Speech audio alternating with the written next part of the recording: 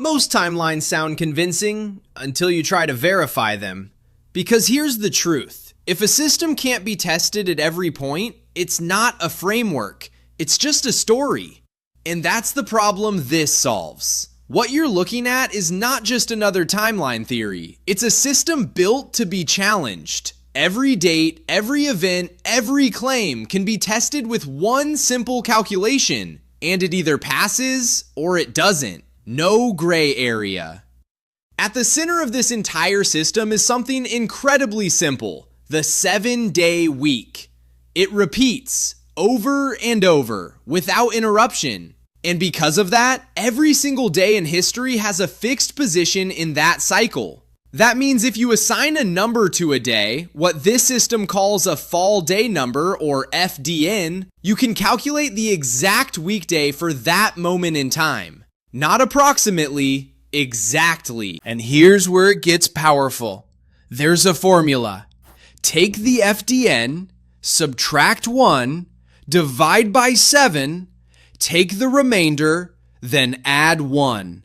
That number gives you the weekday. 1 is Sunday, 2 is Monday, all the way to 7, which is Saturday. That's it. No calendars, no leap year adjustments, no historical corrections, just pure math.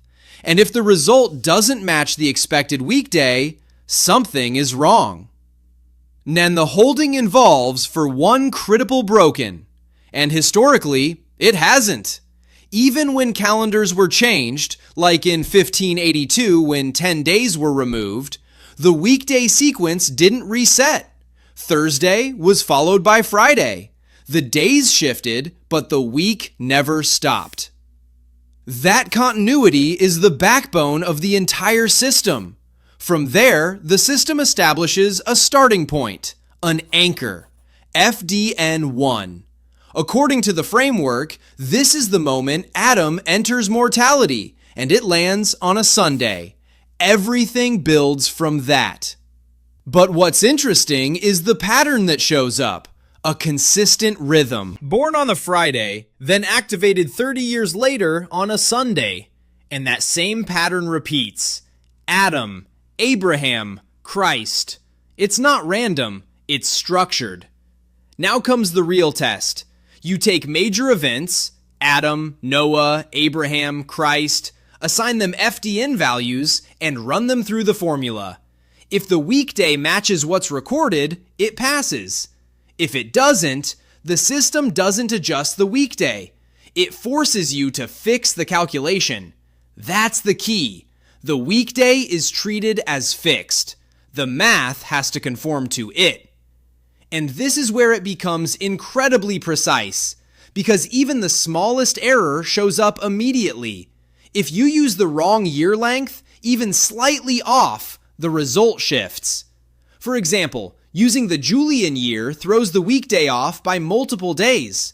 Using the Gregorian year still shifts it. Only the exact solar year keeps everything aligned.